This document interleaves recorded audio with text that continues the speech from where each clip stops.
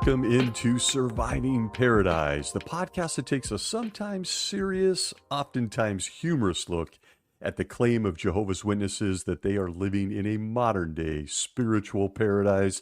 I'm your host here, Stacy Bauman, former elder, ministerial servant, and a kid raised as a witness in the 1970s and 80s. As I like to do, there's some stuff that can trigger people. We're trying to do some healing, little education, share some experiences. All sarcasm, humor, and anything else is never meant to offend. Welcome in. Raise your hand if you're tired. I don't just mean physically tired. That is probably a given for most of us these days. But depending on where you live on this planet, you're likely facing a daily barrage of current events in your own country that wear you out. We have your standard stuff. We've got wars. We got viruses on cruise ships. We got people divided by politics and religion. We got gas prices going up. We got the cost of living going up. And then, of course, there's the matter of my Los Angeles Rams went and lost to the Seahawks in January and choked away a trip to the Super Bowl. So I'm still reeling. I'll let you decide which one of those current events stresses me out the most.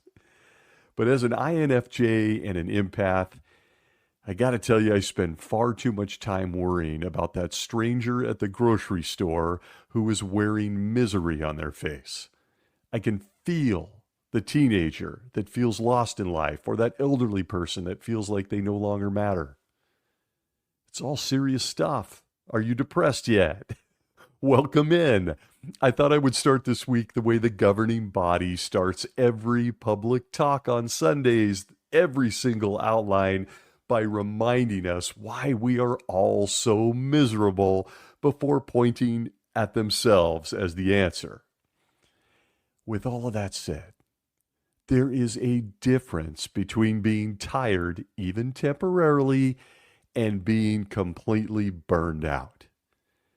WebMD defines burnout as the following, quote, "Burnout is a state of chronic emotional, physical, and mental exhaustion caused by prolonged, unmanaged stress, typically stemming from work or intense caretaking roles.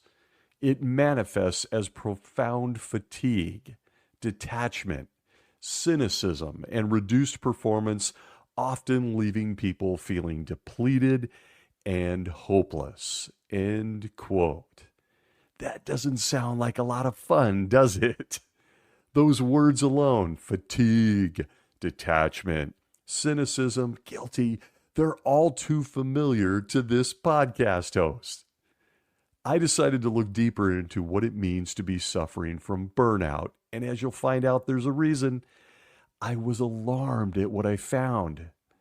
According to the Society for Human Resource Management, as of early 2026, employee burnout is at an all-time high, with 55 to 66% of the U.S. workforce experiencing burnout, and 82% of employees are at risk. And it's driven primarily by heavy workloads and resource constraints, and this chronic stress causes 45% of affected employees to actively seek new jobs and severely impacts productivity. The stats don't stop there. According to Crown Counseling Online, 55% of college students experience academic burnout. And as if all of this wasn't bad enough, I then stumbled onto this from Norwegian SciTech News from author Anne Midling in the March of 2025 article. An interesting study, I might add, that supported exactly my own thoughts on all things burnout. The article says, quote, "A total of 813 Norwegian employees with burnout were asked to what extent they believe their job was the cause. However, more than 70% stated it was not related to their job. Several other studies showed the same results, including these. 64% of the participants in a study from the United States stated that their job was not the main cause of burnout. A study from Switzerland showed similar results. And then this, a large analysis from 2020, which includes 48 studies, also revealed that the connection between work and burnout is much weaker than previously thought.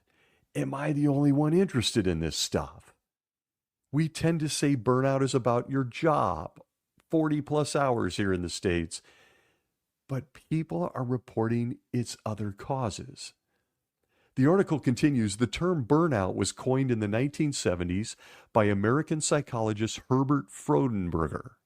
He used it to describe the consequences of severe stress and high ideals experienced by people in caregiving professions.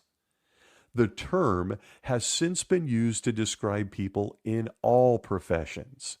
Even in the 1970s, the connection between burnout and work was poorly grounded in research. Yet this perception has persisted as an accepted truth for many years, says Bianchi, end quote. Isn't that something? As human beings, we tend to correlate burnout with our jobs. But as these studies proved, it's very often other things. There's no shortage of reasons to be burned out in 2026. Never has there been such a concerted effort to capture our minds and attention. Can you feel it? Are you familiar with the acronym SMB? Have you ever heard of this? No? Yes? No? That little acronym stands for social media burnout. And science has been studying it since 2010. According to Dr. Samarpan online, quote, social media burnout happens when constant digital engagement depletes emotional and creative energy. You might feel numb, irritable, or detached, even when scrolling content you used to enjoy, end quote. So at this point, you might be wondering why I'm going on and on about burnout. And I'm glad you asked. I believe Jehovah's Witnesses are suffering from all world, all universe burnout. And frankly, folks, so am I. Recently, I've come across a few of the ever-urgent cart managers, those book carts, and I rarely look at the literature that they have neatly displayed there. I do what comes natural to me. I look at their faces. And frankly, they don't look good. They don't look so good. The best way I can describe it is that they all look kind of gray. They look kind of gray to me. From their eyes to their skin to the blank look on their faces, just sort of gray, just blah. And then it hits me. They're burned out. They're so burned out. How do I know? Well, folks, to be honest, a bit of a confession here this week, because I'm burned out. But I'll get to that. Just take a minute and really look at the next Jehovah's Witness you randomly run into. They look so burned out. The beards aren't making up for it. Neither are the women's pants. Look at their body language. I've even noted where, the very locations that they're popping up their book carts. It's all very interesting. In my area, they're in some very, very low traffic zones. They seem to be in parks or under trees that no one is even remotely walking by. Areas that no one ever frequents. And even as people walk on by, they do absolutely nothing to stop them or interact with them. They look almost relieved that the stranger didn't stop and say anything to them. Have you seen this? And I got to tell you, that really brings back memories for me because I absolutely despised field service back in the day. Hated it. But I'm guessing you won't be shocked to know that the governing body has had a lot to say about burnout. And if that doesn't strike you as ironic, nothing ever will. My mind immediately drifted to one of my favorite quotes from the illustrious King Judge Joe Rutherford, the author of the book Children, in 1941. A recording of the judge's book, Release Talk, was heard at the assembly in Leicester, England, in September of 1941, where it was reported that children, kids, ages 5 to 18, reacted this way to the judge's talk, quoting from their literature. Every one of the 2,000 children stood and accordingly pledged their unwavering allegiance to the theocracy and to have a desire to share in its service. Pay attention here. Putting in 6 hours a day in the work. End quote. I mean, what can burn out a 5-year-old? Like spending 6 hours every day handing out this guy's book. It seems obvious that this organization has long targeted the most vulnerable people among us. Yeah, our kids. Some of us were those kids. But maybe you're wondering what sort of wise counsel was given to Jehovah's Witnesses in 1941 as 5-year-olds were spending 6 hours a day pitching the book. Well, I'm glad you asked. And well, oh no. Oh, wow. No way. Yet no way. Yep, there it is. From the book Children in 1941, page 281. People were told, quote, no children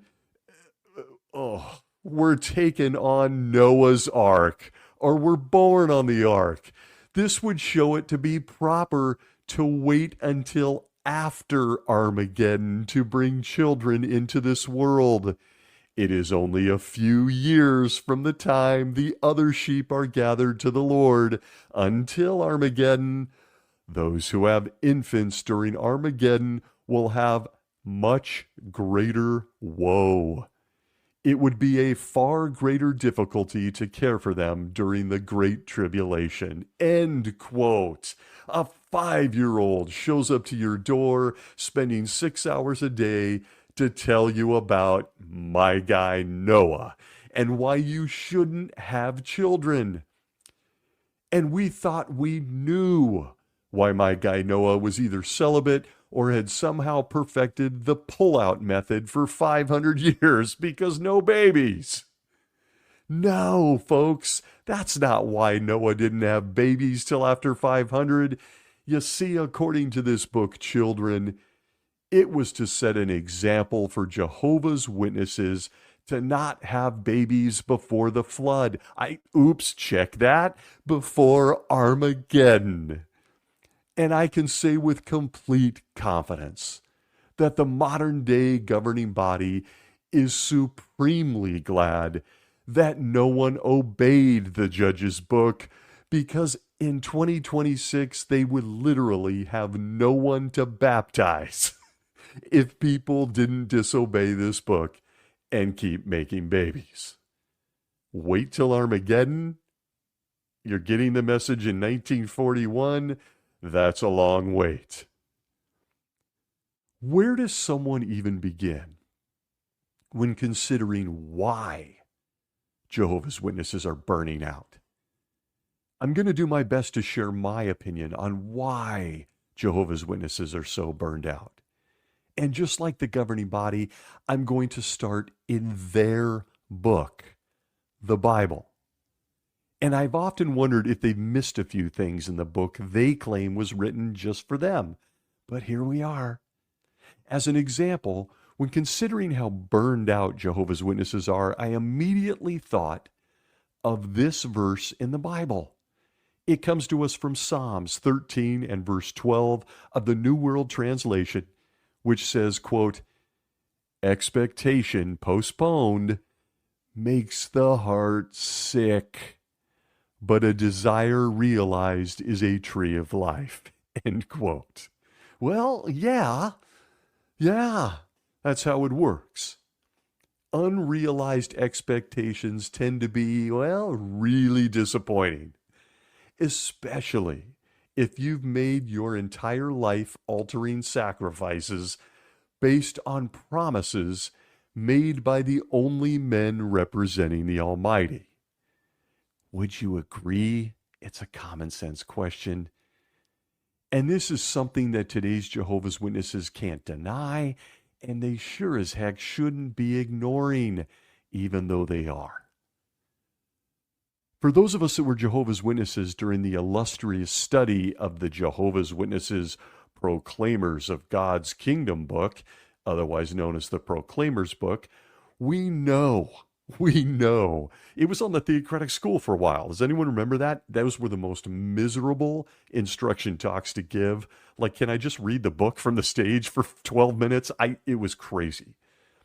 But with that book, we became very familiar with how many expectations have been postponed.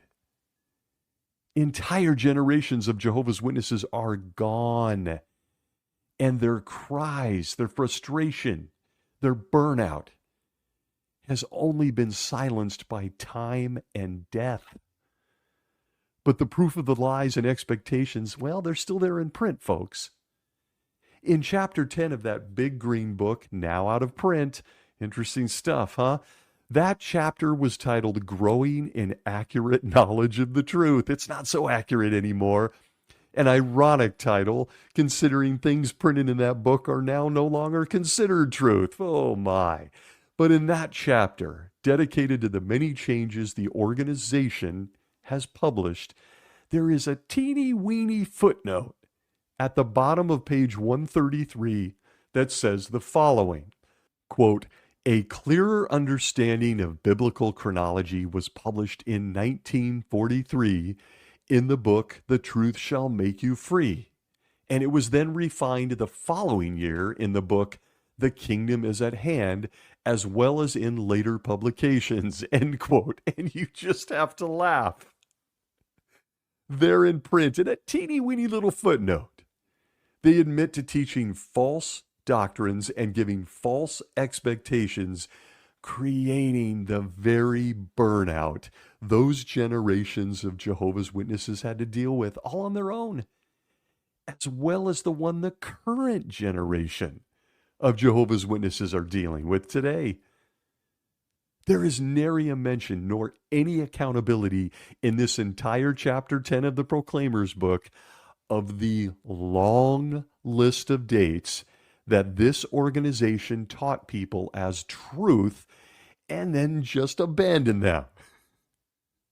There's no mention that it wasn't until 1943 that the beginning of Christ's presence was specifically changed from the year 1874 to 1914, meaning for a thinking person that for 40 years, Jehovah's Witnesses were left twisting in the wind, believing everything these men told them.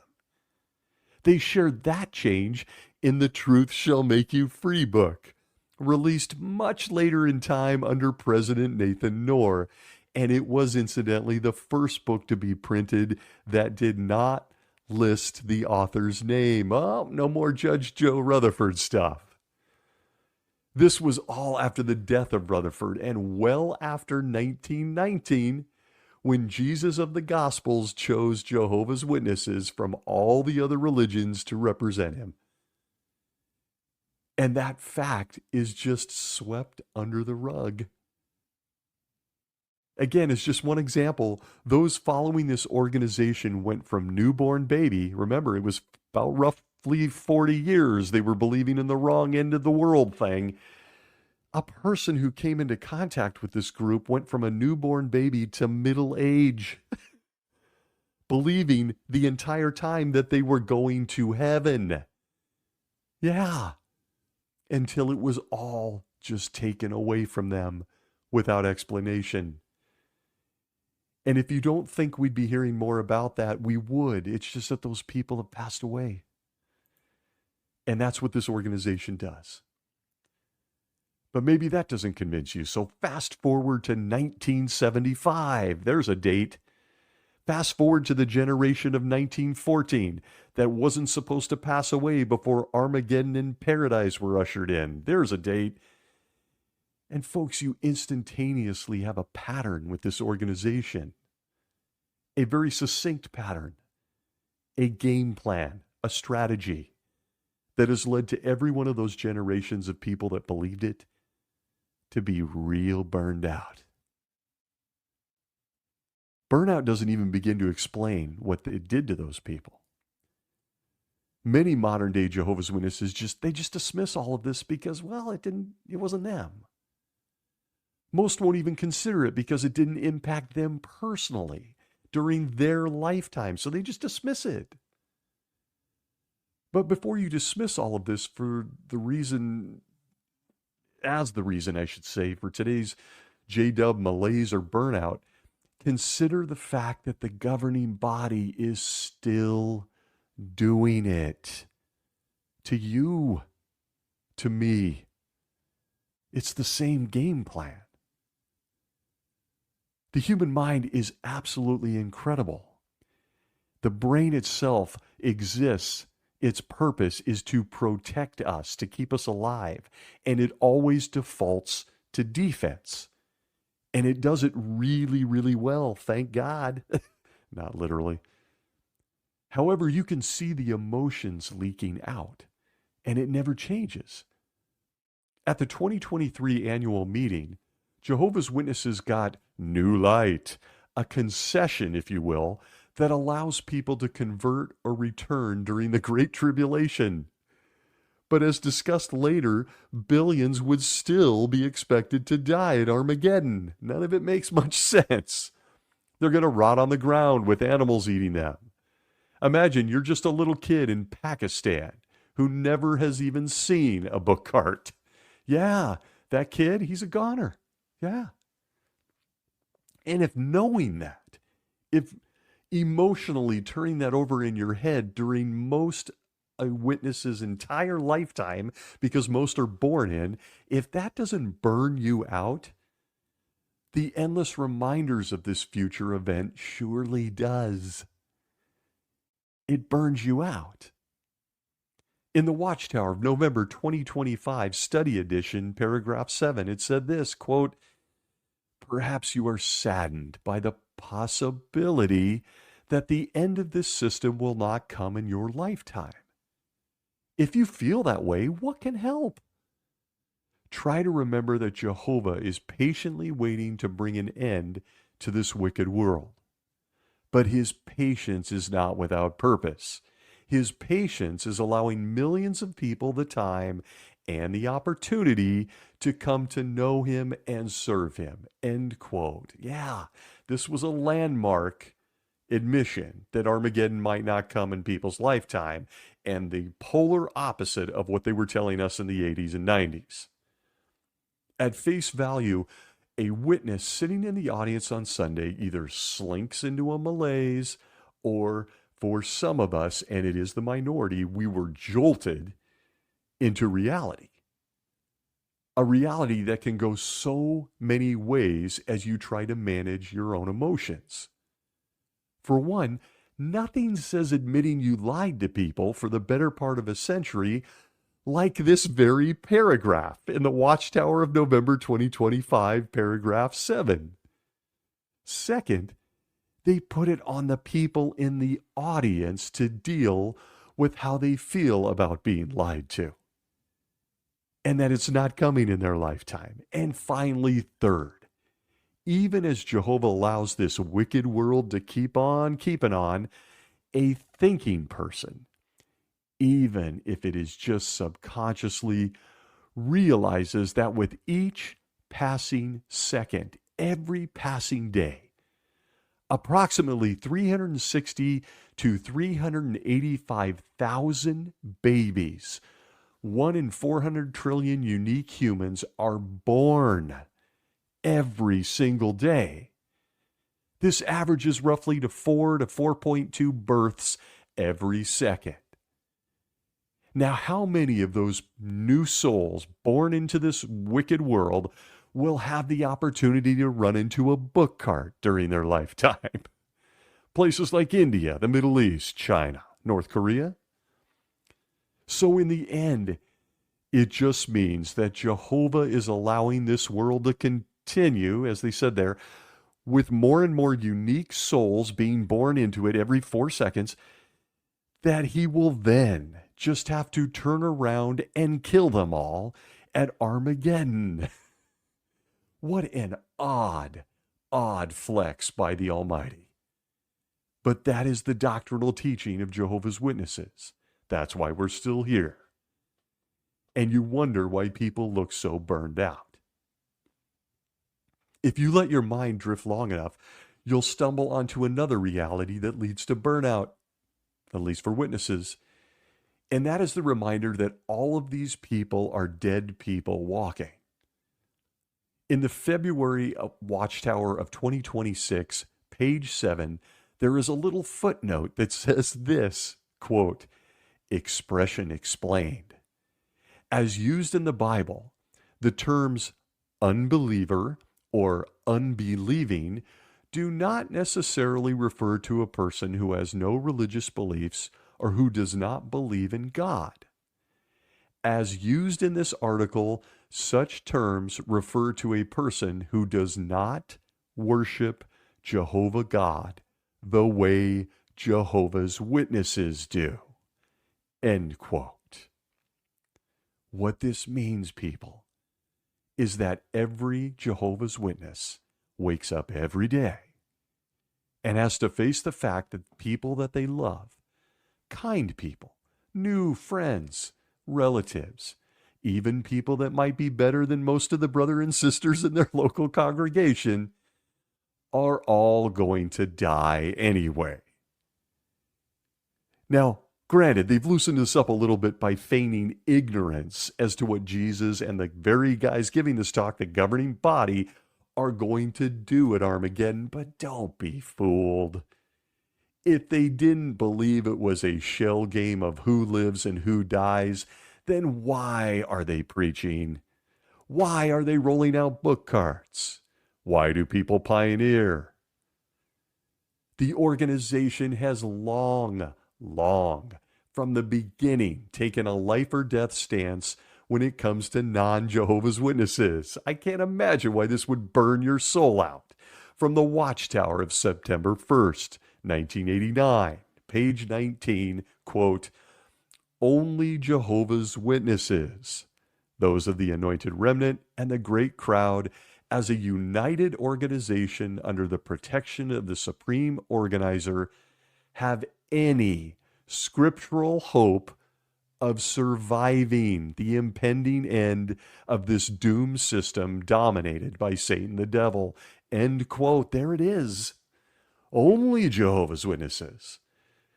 From the Watchtower of February 15th, 2001, page 14, quote, "In fact, with God's day of judgment so near today, all the world should keep silent before the sovereign Lord Jehovah and hear what he says through the little flock of Jesus' anointed followers, the governing body, and their companions, his other sheep.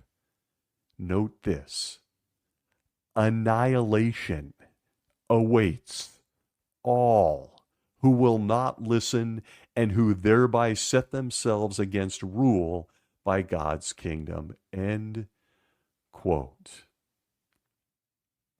If you're not burned out from hearing it, you will certainly burn out living it. With the message designed to captivate you into a life of service to the organization, that same organization is built on standard operating procedures that were designed to get you on their hamster wheel. Even as you're working full time, even as you're trying desperately to raise your kids, even as you're dealing with health problems, and so many other things. You're reminded by the organization that only those in the organization will survive blood, death, and mayhem, and everything should be in service to the 11 men in upstate New York. If you don't believe this, please access your library. How about an example? From the August 15th, 1975 Watchtower, page 495. In the article, "Do Not Let Yourself Be Sidetracked in the Race for Life," a Jehovah's Witness gets this consistent messaging. Quote, "Resources and abilities that we might possess should be used to advance kingdom interests rather than letting them serve as hindrances in the race for life. For instance, if you have an extra house, could you sell it and use the money to enter the pioneer service instead of working hard to maintain both houses? If you have retired or will soon retire from secular work, does your heart move you to use the increased freedom for a fuller share in the kingdom preaching? Even though your resources may be limited, how can they be used best in serving Jehovah?" End quote. Yeah. Nothing creates the feeling of burnout like taking all of your resources that you've worked your whole life for and all of your talents, your personal talents, and turning them into tools for the organization. An organization that consistently moves the goalposts regarding the future, where it's going, when's it going to end, in the last days that never end. I'm sure we all know of investors that have absolutely no idea what they're investing in or whether there is any ROI on their investment, right? I mean, why not? And so with fear and your life and your future and everybody you love hanging in the balance, a Jehovah's Witness is exposed to this kind of messaging. And if you don't think it burns them out, you're wrong. And if that doesn't do it, what about the regiment? A regiment built by the organization and thrust upon every Jehovah's Witness. Everything from the meeting schedule, the field service schedule, donating money, giving yourself to free construction labor. Oh, and when you're not doing that, I hope you're engaged in personal study. If you're not doing personal study, I hope you're doing something with prayer. If you're not doing that, I hope you're witnessing informally at the grocery store. On and on it goes for a witness. And if you were to take just the regiment itself, aside from all the teachings, all the belief systems, and you were to write them all down on paper, it is truly staggering to think that people, witnesses, working full-time, raising a family, or even just being single, maybe lonely and trying to survive, that every one of these people has to fit around the organization's schedule. It is not the other way around. And this messaging is thrust on a witness weekly, all the time. Consider the Watchtower of May 15th, 1975, page 312, paragraph 7, where we get this message, quote, "Attempts have sometimes been made to standardize the efforts of everyone with certain quotas established as common goals for all. Zeal, in many cases, would then be measured by success in meeting such goals. Invariably, this has resulted in a tendency to compare ourselves with one another, which has never proved to be an accurate or approved measurement of love or zeal. Search as we may, we can find no quotas set forth in God's Word as a minimum preaching requirement." Wow. Quote, "The amount of work we do has little to do with Jehovah's estimation of our zeal. He is far more concerned with our motives, the dire desires within our heart. The only uniform requirement for all is simply that we work at it whole-souled. God opens up a wide range of opportunities, and that lets each one of us do just as he has resolved in his heart. Not being under compulsion, our effort truly reflects what is in our heart. What our heart moves us to do becomes the real measure of our zeal. End quote. Wow. Who wants to tell the governing body, the modern day and those that came before them in 1975, who wants to discuss with them this commentary on quotas? Because last I checked, this organization has things like National Field Service average quota that must be hit by J-dub males in order for the Holy Spirit to magically settle on them and choose them to be elders and ministerial servants. Where's my former elders? The circuit overseer, how many hours does he go in service? Sounds like a quota to me. Then there are auxiliary pioneer hours. There's pioneer hours. There's special pioneer hours. There's missionaries. There's special assignments. I don't know, folks. Don't all of those themselves have quotas? Numbers that cause Jehovah's Witnesses to compare themselves against others? Maybe because, I don't know, the organization and the elders get on stage and announce to everyone that so-and-so has signed on for hitting the quota this month by being a pioneer. Am I the only one? If you are really paying attention to all of this, these men consistently out themselves in their own literature, which is why they're now making people sign a waiver. We'll get to that someday about just using the library. I called it. I knew it was coming. I knew they were going to lock down the Watchtower Library. But if you're paying attention, the subliminal confessions are always there. Quotas? Are you sure you want to discuss quotas? But what about all of the Jehovah's Witnesses who are just trying to keep their nose above life's waters? Well, wouldn't you know it? They have something to say to them too. From the Watchtower of July 15th, 1969, page 427, paragraphs 9 and 10, they said this, quote, "But what of those pleasures that simply constitute normal living? Is it not all right to live like other decent people in the neighborhood or country are living? After all, the Bible promises us an earthly paradise in which we can enjoy doing things that normal humans would naturally like to do. What is wrong with having a home that is large enough to be comfortable in, devoting some time to an educational hobby, watching the better television programs, and keeping vigorous and healthy through things like swimming, boating, skiing, and traveling? Will we undoubtedly enjoy these things in God's new order after Armageddon?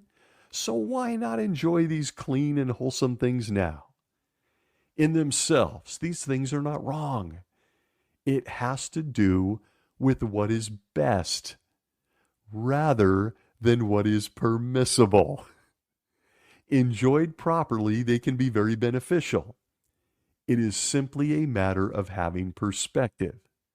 It is a matter of making the best possible use of the remaining time. This is from a 1969 Watchtower. Quote, "One must be able to evaluate or appraise things so as to judge or decide what is truly worthwhile and most beneficial, and especially what is worthwhile activity in this day." End quote. And there it is in a word, folks. Burnout.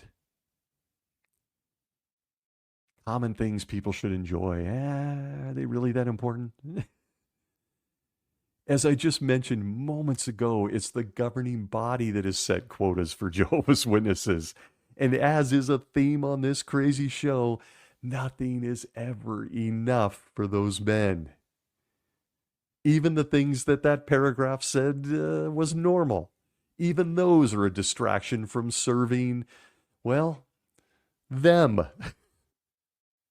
Vacations for Jehovah's Witnesses are given up to work on their building projects or where the need to preach is greater. Rest and relaxation are things Jehovah's Witnesses, well, you'll get to do it in the future, after Armageddon, on a paradise earth, and then Jehovah will interrupt it after 1,000 years and send Satan after you again. With every work every week, all of it inside this, or grinding a person into sand, even as you hang on for dear life, afraid that you too might be slaughtered like that nice guy that lives next door, but he's not a witness. And oh, by the way, all those people will be slaughtered by the very men at the top of this organization telling us to please do more. And as is the case with the 11 of these guys, they pay lip service to the topic of the week. You'll note it's always changing on the website. It could be climate change, it could be politics, it could be some other world tragedy, it could be fads, it could be health, it could be entertainment, it could even be grooming, and even burnout. Did you know the subject of burnout itself has ironically been discussed by the governing body? Even as they set those quotas for witnesses, encouraging to rest in the future, not now, and even as they take your hard-earned money and want you to get back out there if you're retired, they also just want you to know that they really care if you're suffering from burnout.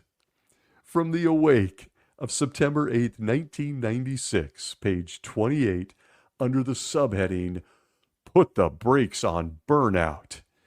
The Awake magazine said this, quote, stress of all types is on the rise, 1996. And Ellen McGrath, a psychologist writing in the U.S. magazine Health, offers a few strategies to keep stress from leading to burnout in your life. Here are 4 suggestions, folks, from the Faithful Slave, borrowed, of course, by an actual psychologist. Number 1, take a break, any break. Take a 10-minute walk or 5 minutes of calm, deep breathing. Set aside 15 minutes to read or reflect at the beginning and the end of each day, end quote. Well, okay. As a former J-Dub, my response, they are even encouraging, or were, it is since, I believe, changed, since it doesn't matter anymore, they're encouraging elderly retired Jehovah's Witnesses to count 15 minutes of preaching. That's how important it is to capture the 15 minutes. And shouldn't you be praying or studying instead of taking a walk? I guarantee it's in print. Suggestion number 2, take control. Surround yourself with things that make you smile. Photos, flowers, or mementos. Take responsibility for your schedule and arrange less stressful times to do necessary things, end quote. Well, not if you're a Jehovah's Witness, no. Am I the only one that has seen the hundreds of Watchtower illustrations depicting dead bodies, Armageddon, fireballs, the earth opening up, hail, birds eating dead bodies in the Revelation climax book? They've recently been criticized by parents for their graphic videos. So surround yourself with things that make you happy. Can I stop going to the meetings and reading your literature then? And what personal schedule? The governing body runs the lives of Jehovah's Witnesses with multiple meetings a week, construction projects, after hours for the elders, preaching, book cart witnessing. My schedule? I don't have one. You run it. Suggestion number 3, eat well.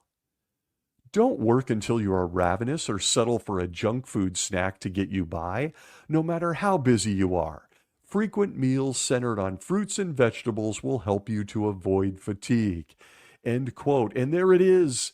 They're prepping Jehovah's Witnesses for a life of a plant-based diet in the paradise. Fruits and veggies. Never mind that we're all carnivores and mammals and desperately need protein. I'll move along. Suggestion number 4, keep moving.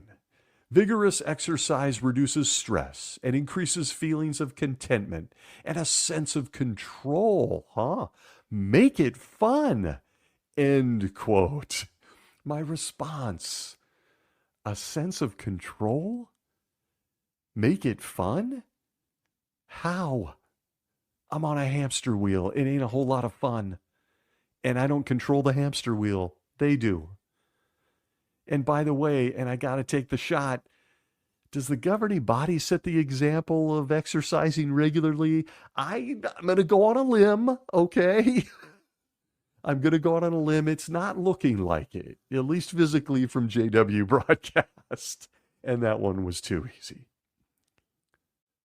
But even if a Jehovah's Witness does all the things above, they took a psychologist's recommendations and reprinted it in their magazine, and they truly take the time to care for their physical and mental well-being, they only have to pick up a watchtower or go to the Kingdom Hall to be reminded of the following.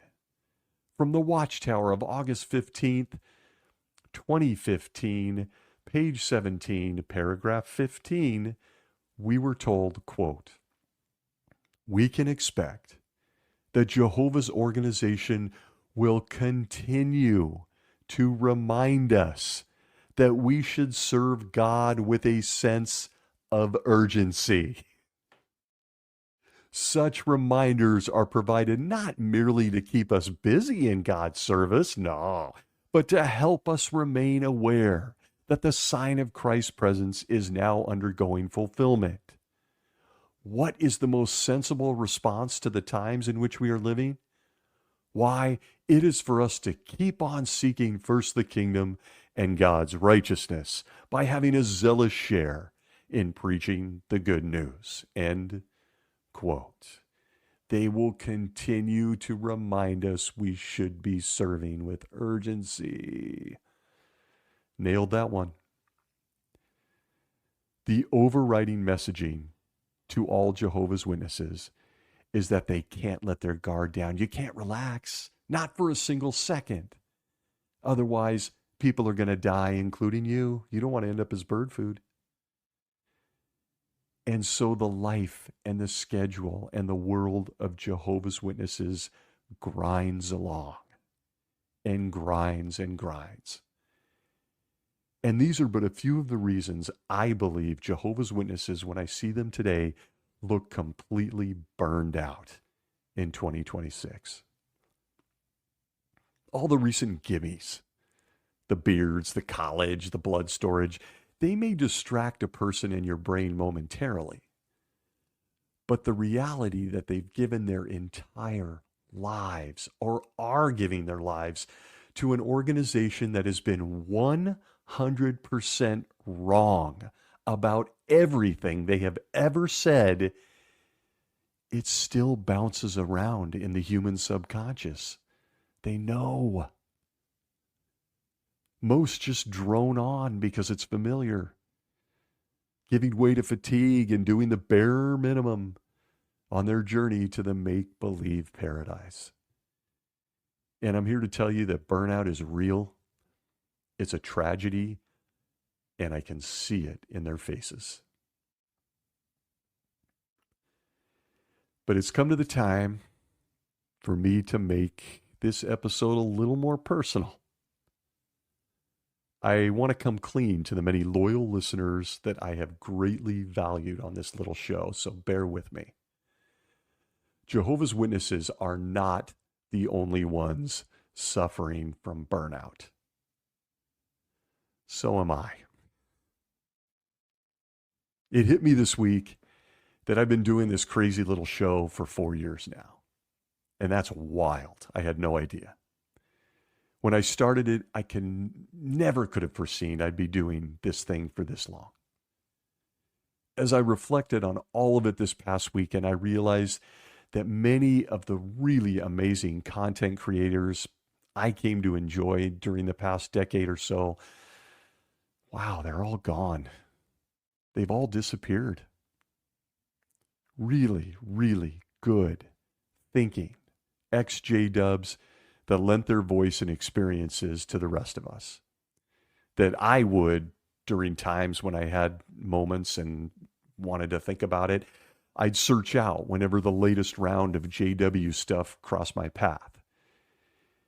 And it was folks like Darth Magog. Hey, Darth Magog.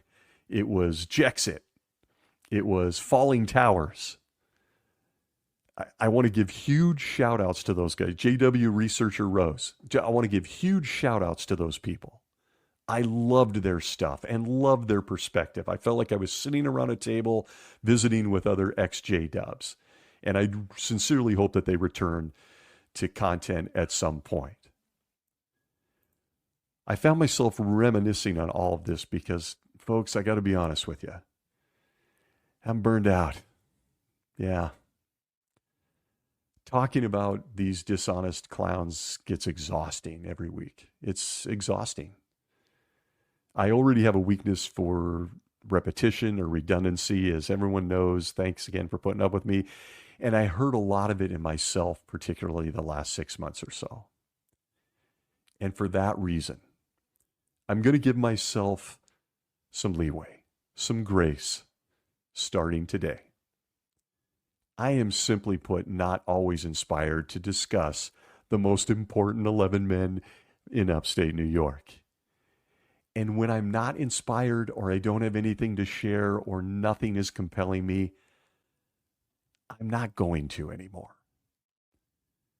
After 4 years of a weekly podcast, I'm going to give myself the freedom to maybe not release a show every Monday.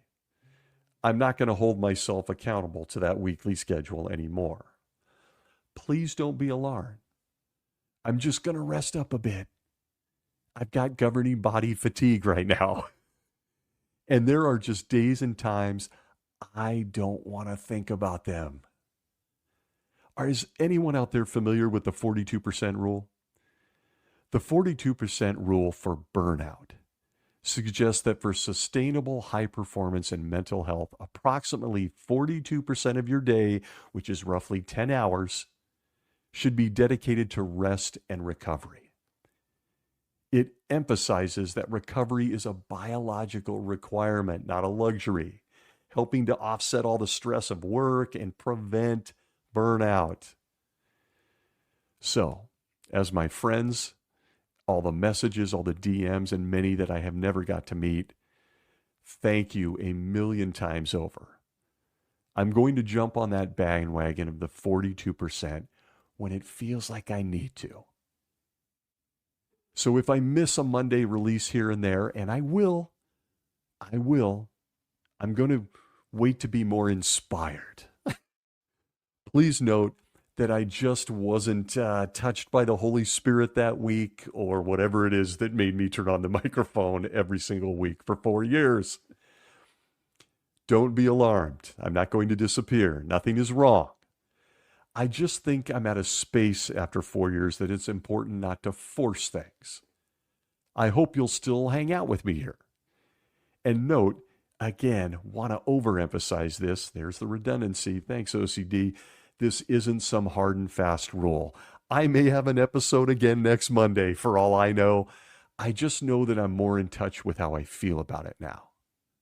And so I'm giving myself permission to take a break if I just don't feel like talking about them. I'm moving into a season of travel this summer, and I'm not going to be thinking about Armageddon and dead bodies every day. I just kind of want to break from that a little bit. I've grown very fond of so many people here and hope that continues. Again, I'm not going anywhere. I appreciate you understanding if I don't have a new episode every Monday. I've accepted I'll likely never be free of this cult because I'm just not the type of person that can turn their back on the vulnerable. And anyone that comes in contact with this religion is extremely vulnerable. So, thanks for putting up with me. And again, I'm not going anywhere. Maybe just a few breaks, more breaks. Let's put it that way, more breaks in programming. I deeply appreciate all of you. I'm now going to take some time to address my JW burnout when I feel it. And as I do, I'm reminded, as I am on this show, of a quote I recently read from former author Sam King. He said, quote, "Burnout is nature's way of telling you you've been going through the motions, your soul has departed. You're a zombie, a member of the Walking Dead, a sleepwalker. False optimism is like administering stimulants to an exhausted nervous system." End quote. Yeah, I'm starting to look like a zombie. That is currently me on all things Jehovah's Witnesses, at least today. But as I like to do, I want to end with something to think about, even what I would term as radical optimism. I am a big believer in the poets, and from the Roman poet Ovid, he said, quote, "Take rest.